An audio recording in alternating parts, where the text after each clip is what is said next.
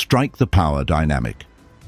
Every time you explain, every time you chase, every time you beg, you bleed power. And the worst part, most people don't even see it happening. But what if I told you, the most powerful men in history, they never explained, they never begged, and they damn sure never chased. The Stoics mastered relationships without ever lowering themselves. They knew something most people will never understand. Emotional control isn't just attractive, it's lethal. Because when you master it, people don't just respect you, they fear losing you. Look at Marcus Aurelius, a man who ruled an empire. He wasn't feared because of his army or his words. He was feared because of his silence. And what that silence forced others to feel, that's the kind of power you're about to learn. And once you see it, you'll never chase anyone ever again. While most people spend their lives begging for attention, chasing validation, and desperately trying to feel loved, the Stoics moved differently. They didn't chase, they didn't over-explain, and they damn sure didn't beg. Instead, they mastered the art of controlling what they gave, and more importantly, what they withheld. They understood something most people still don't get. The moment you start giving too much, you lose your value, and the more you try to prove yourself, the faster they stop respecting you. Let me ask you this. How many times have you caught yourself overthinking every text, trying to say the right thing, hoping they'll finally see your worth? How many times have you felt that sinking feeling, realizing you're the one chasing while they're pulling away? If that hit you, good, because this video is your wake-up call. If you're tired of chasing people and you're ready to gain real respect, this video is for you. The Stoics didn't just survive relationships, they controlled them. And today, I'm going to show you how. Because what you're about to learn will flip every power dynamic you've ever been stuck in, permanently. By the end of this video, you won't be chasing anyone, they'll be chasing you. Cut off the supply, control their desire. Imagine this. You meet someone new. They seem interesting, a little mysterious. They don't text back immediately. They don't overshare. You start wondering, what's on their mind? Do they like me? Why aren't they responding? And just like that, they've already won. See, the truth about human desire is simple. We don't crave what's easily available. We crave what's just out of reach. Seneca, one of the greatest Stoic thinkers, understood this centuries ago. He once wrote, "Flood them with attention and you drown your own value." Think about it. The moment something is always available, it loses its appeal. It becomes routine, predictable, boring. And yet, this is exactly what most people do in relationships. They give and give and give. Endless texts, constant availability, always saying yes. Then they wonder why they're being taken for granted. It's because they never control the supply of their presence. Now let's flip the script. What happens when you start pulling back? When you become less predictable? When you stop handing out your attention like free samples? Suddenly, people take notice. They start questioning. They feel your absence. And the more they feel it, the more they want you. Remember, the more available you are, the less they respect you. Because people only respect what feels rare. This isn't manipulation. This is psychological gravity. People naturally chase what they feel they're losing. So here's your power move. The next time you feel the urge to overextend, stop. If you always initiate, hold back. If you always reply instantly, delay. If you always say yes, say no. Not because you're playing games, but because you're rebalancing the scales. You are teaching them to value you. And when they expect you the most, that's when you cut off the supply. Let them feel it, let them crave it, and watch how the dynamic shifts. Now, controlling what you give is one thing, but controlling how you react, that's where real power begins. Which brings us to the next lesson: mastering your reactions, the Stoic power of indifference. Control the frame, never react first. Let me tell you a hard truth most people never realize. The person who reacts first always loses. Not sometimes, not occasionally, always. Because the second you react, you surrender control. You allow someone else to pull your emotional strings. And worse, you expose what truly bothers you. Now think about the last argument you had. How quickly did you respond? How desperate were you to explain yourself, to prove your point? Be honest, because that's where most people fail. The Stoics understood this long before modern psychology gave it a name. Marcus Aurelius wrote, "You have power over your mind, not outside events. Realize this, and you will find strength." What does that mean in relationships? Simple. The moment you react emotionally, you let the other person define the situation. They control the frame. You just stepped into their game.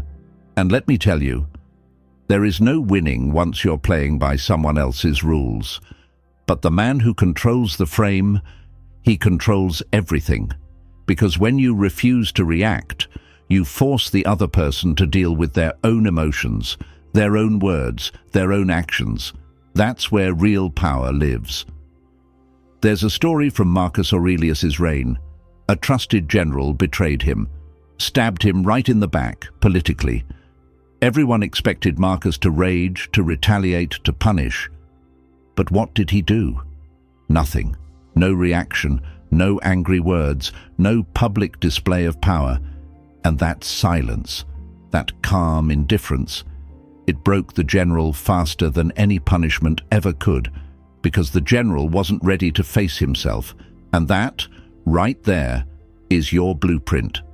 The next time someone tries to pull you into their emotional chaos, pause, count to 3, breathe, and remember, your silence forces them to face their own reflection. That's how you control the frame, not by fighting harder, not by screaming louder, but by refusing to play their game. And once you own the frame, you unlock a new weapon, because controlling your reaction is just the start. The real power, it's in mastering what you don't say, which leads us to your next move, strategic silence, where your silence speaks louder than any words ever could. Use strategic silence, make them fill the gaps. Silence makes people uncomfortable, and that is exactly why it's powerful. See, most people can't stand a pause. They feel the need to fill it, with words, with excuses, with nervous laughter. But the Stoics? They turned silence into a weapon. Epictetus, a slave who became one of the greatest philosophers of all time, was known for winning arguments without ever raising his voice. He understood something most people never figure out. Silence forces the other person to reveal themselves. When you stay silent, you create a vacuum, and nature hates a vacuum. So what happens next? The other person starts talking. They explain, they justify, they overexpose, and the more they speak, the more power you gain. Think about it. How many times have you argued with someone, and the more you talked, the weaker your position became? You over-explained, you tried too hard to be understood, and by the end, you felt drained, even if you were right. That's what happens when you fear silence, but when you master it, you flip the dynamic completely. Let me give you an example. Imagine someone accuses you of something ridiculous. Most people would rush to defend themselves, to explain why it's not true. But a Stoic? He looks at them, says nothing, And in that moment of silence, the accuser gets nervous. They start scrambling, filling the gap with more words, more accusations, until their entire argument collapses under its own weight. That is power. Strategic silence isn't avoidance, it's pressure. It forces people to deal with their own words, their own guilt, their own insecurities. And here's the best part. When you speak less, everything you do say carries more weight. Your words start to mean something. People lean in. They chase your approval because your silence makes them question where they stand with you. That's how the Stoics moved. And that's how you start controlling not just conversations, but people's thoughts. Now, mastering silence is deadly, but knowing when to pull away entirely, that's the next level. Because sometimes, it's not just about being quiet, it's about disappearing and forcing them to feel your absence. Emotional withdrawal. Reset the power dynamics. Here's something most people never understand. When people sense they're losing you, they start revaluing you. It's human nature. We don't truly appreciate what's always there. We don't respect what feels guaranteed. And that's why the most powerful move in any relationship isn't what you say. It's knowing when to pull away. See, the Stoics didn't just use silence to control conversations. They used emotional withdrawal to reset power dynamics completely, not because they were scared, not because they were weak, but because they knew presence creates familiarity, and familiarity breeds contempt. So what did they do? They withdrew, quietly, deliberately. They let the world feel their absence, and in that space, they forced people to realize what they were about to lose. Marcus Aurelius was a master of this. During his reign, he often retreated from the palace, choosing solitude over constant political games. But every time he returned, he was met with more respect, more attention, more power, because people had time to feel his absence, and in that space, they remembered his value. Now, here's how you apply this in your life. Whenever you feel the respect in a relationship start to slip, pull back, stop chasing, stop explaining, stop giving them access to your emotions, not to punish them, but to remind them that your presence is a privilege, not a given. Because emotional withdrawal isn't about running away. It's about creating space for the other person to realize what's at stake. And trust me, that silence. It screams louder than any words ever could. It forces them to reflect, to question, to crave what they no longer have easy access to. That's how you reset the power.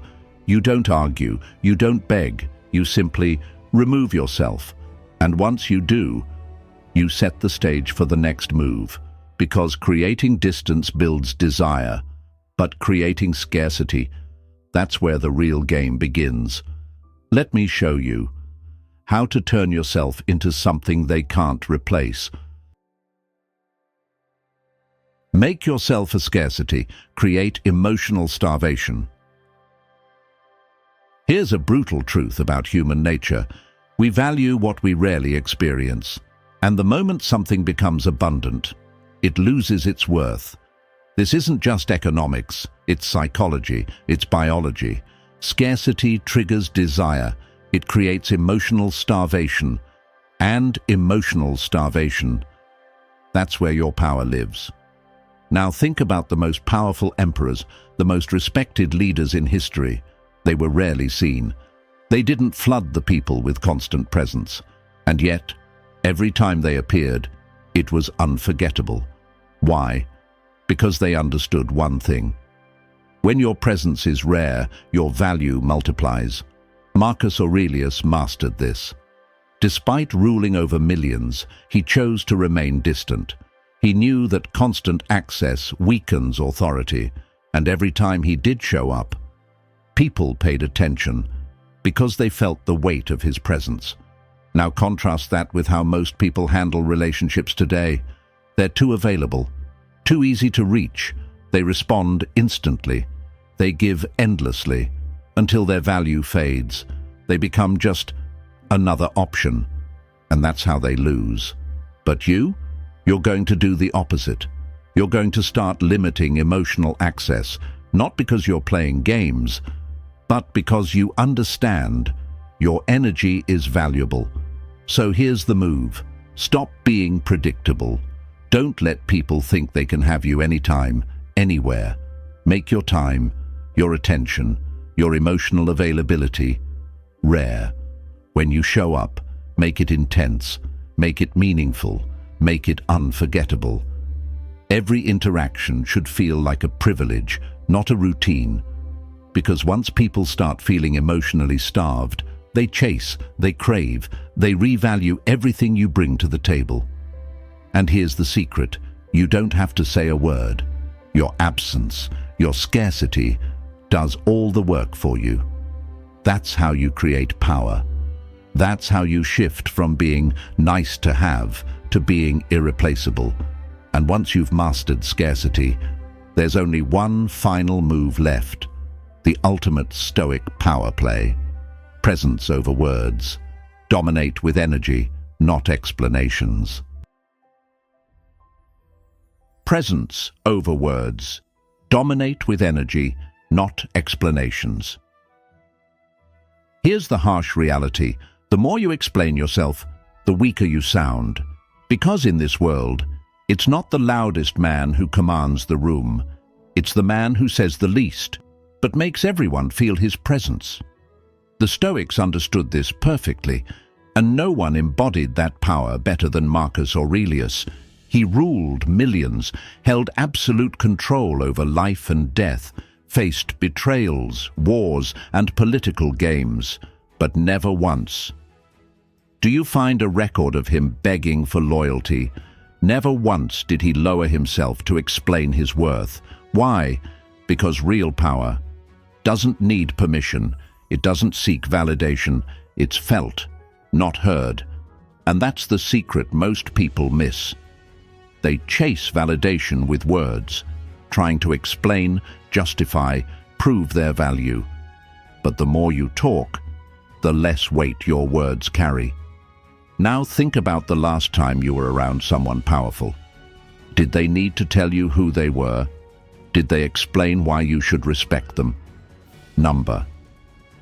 They carried it in their posture, their eyes, their silence.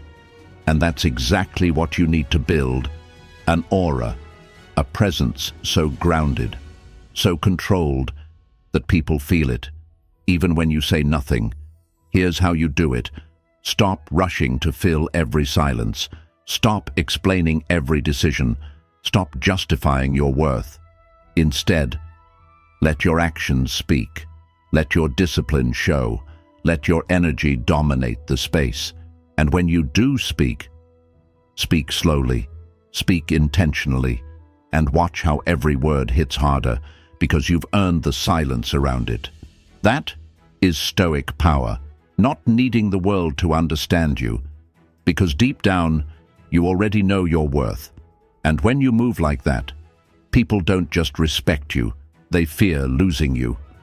Now, you've learned the blueprint, but knowing is nothing without action.